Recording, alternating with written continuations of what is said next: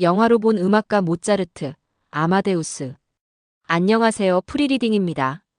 오늘은 영화 아마데우스를 통해 위대한 음악가 볼프강 아마데우스 모차르트의 생애와 음악, 그리고 영화가 그려낸 허구와 실제의 경계를 깊이 탐구하는 시간을 가져보겠습니다. 이 시간에 영화가 우리에게 던지는 메시지와 함께 역사적 사실 속 모차르트의 진정한 모습을 입체적으로 조명해 보고자 합니다. 1984년에 개봉한 밀로스 포먼 감독의 영화 아마데우스는 그의 아카데미 시상식에서 작품상, 감독상 등 8개 부문을 휩쓸며 전 세계 영화 팬과 음악 애호가들에게 깊은 인상을 남겼습니다. 이 영화는 모차르트와 동시대를 살았던 궁정 작곡가 안토니오 살리에리의 시선을 통해 모차르트의 삶과 음악, 그리고 그들의 복잡한 관계를 그려냅니다. 영화는 살리에리가 회한에 잠긴 노인의 모습으로 과거를 회상하는 액자식 구성으로 진행되며 천부적인 재능을 타고난 모차르트와 평범한 자신을 대비하며 느끼는 살리에리의 질투와 번민을 극적으로 묘사합니다. 살리에리는 신에게 헌신하며 성실하게 살아왔지만 그 어떤 노력으로도 따라잡을 수 없는 모차르트의 천재성에 절망합니다. 특히 모차르트가 마치 신의 계시를 받는 듯 완성하는 놀라운 선율 앞에서 살리에리는 자신의 재능의 한계를 깨닫고 결국 모차르트를 파멸로 이끌려는 음모를 꾸미게 됩니다. 영화는 이러한 구도를 통해 예술가의 고뇌, 천재성과 평범함의 대립, 그리고 인간의 시기심이라는 보편적인 주제를 다루며 관객들에게 깊은 철학적 질문을 던집니다. 하지만 영화 아마데우스는 역사적 사실에 충실한 다큐멘터리가 아닙니다. 감독인 밀로스 포먼과 작가 피터 셰퍼는 이 작품을 처음부터 역사적 사실에 기반한 판타지로 규정했습니다. 그들은 흥미로운 드라마를 만들기 위해 역사적 사실을 과감히 각색했음을 분명히 밝혔습니다. 영화가 집중하는 핵심은 모차르트와 살리에리의 관계라는 드라마틱한 구도와 천재와 평범함의 대비라는 보편적인 주제입니다. 이러한 관점에서 영화의 내용을 역사적 사실과 비교해보는 것은 매우 흥미로운 지점입니다. 가장 대표적인 허구는 바로 살리에리가 모차르트를 독살했다는 설정입니다. 영화는 살리에리가 모차르트에게 레퀴엠을 의뢰하고 그 과정에서 그를 죽음으로 몰고 간 것처럼 묘사하지만 이는 사실이 아닙니다. 실제 역사에서 살리에리는 모차르트의 둘째 아들에게 피아노를 가르칠 정도로 모차르트 가족과 우호적인 관계를 유지했습니다. 두 사람은 라이벌 의식을 가지고 있었을지는 모르지만 서로 교류하며 지낸 흔적이 많습니다. 모차르트의 죽음은 류머티즘 열병과 같은 질병에 의한 것으로 추정되며 독살설은 근거 없는 루머에 불과합니다.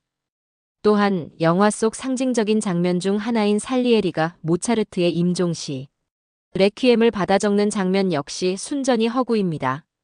실제 레퀴엠은 모차르트가 작곡을 시작했으나 완성하지 못했고 그의 제자였던 프란츠 크사버 쥐스마이어가 스승의 뜻을 이어받아 완성했습니다.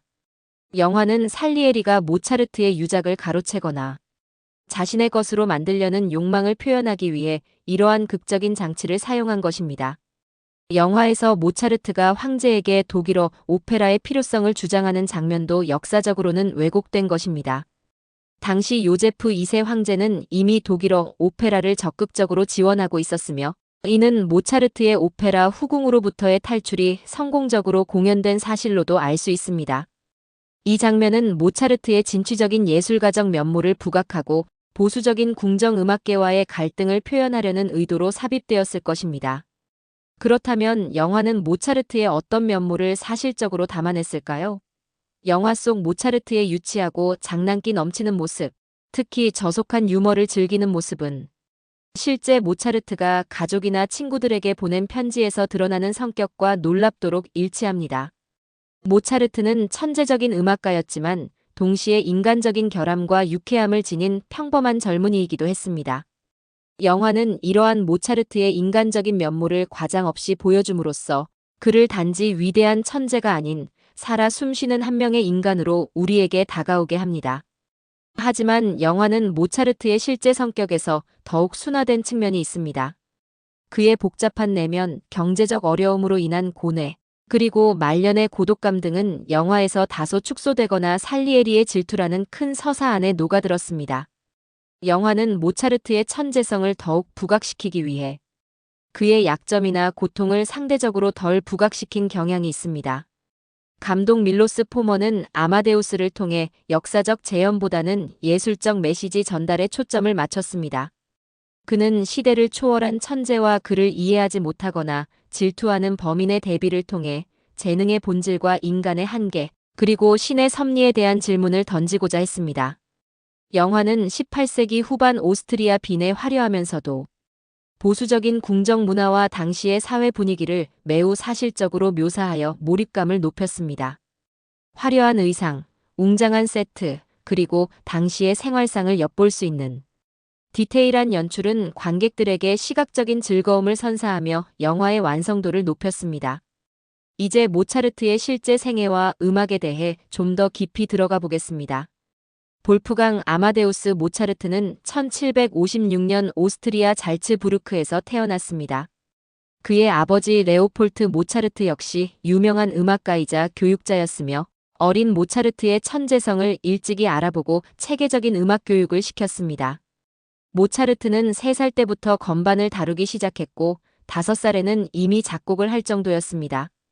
6살 때는 누나 난네를과 함께 유럽 순회 연주를 시작하여 수많은 왕실과 귀족들 앞에서 신동으로 이름을 날렸습니다. 어린 시절의 모차르트에게는 모든 것이 순조로워 보였습니다.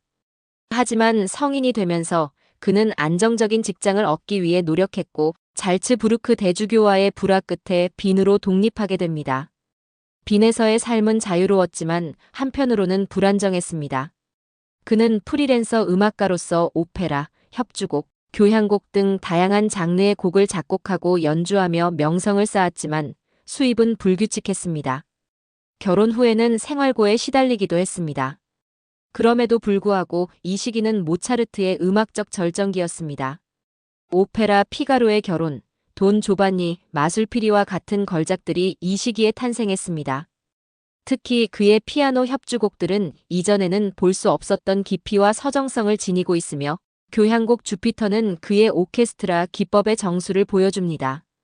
그의 음악은 선율의 아름다움, 화성의 풍부함, 그리고 형식의 완벽함을 동시에 갖추고 있습니다. 마치 악보에 음표를 새기는 것이 아니라 이미 완벽하게 존재하는 음악을 발견하여 기록하는 듯한 천재성이 돋보입니다. 영화 아마데우스는 모차르트의 음악이 가진 신성하고 완벽한 아름다움을 영상과 음향으로 훌륭하게 구현해냅니다. 살리에리가 모차르트의 자필 악보를 보며 경탄하는 장면, 특히 오페라 피가로의 결혼 중 편지 이중창이 흐르는 장면은 모차르트 음악의 경이로움을 가장 잘 보여주는 순간 중 하나입니다.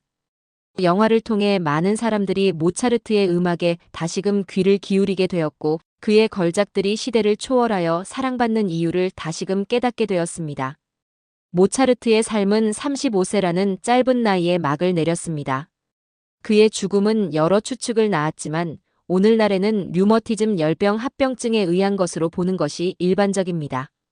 그는 마지막 순간까지 레퀴엠 작곡에 매달렸고 결국 미완성으로 남긴 채 세상을 떠났습니다.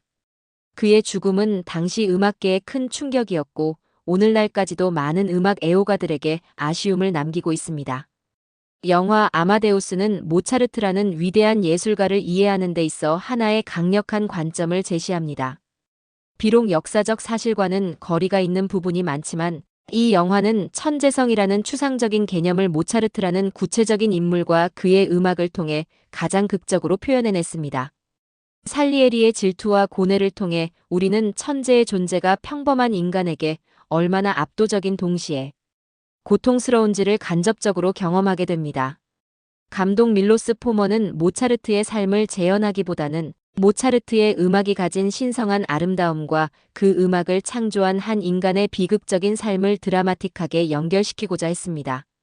영화는 모차르트를 통해 신이 인간에게 부여한 선물로서의 천재성이 어떤 모습으로 발현되는지, 그리고 그것이 주변 사람들에게 어떤 영향을 미치는지를 탐구합니다. 이는 결국 예술의 본질, 재능의 가치, 그리고 인간 존재의 의미에 대한 깊은 성찰로 이어집니다. 오늘 우리는 영화 아마데우스를 통해 모차르트의 삶과 음악, 그리고 영화가 그려낸 허구의 세계를 함께 살펴보았습니다.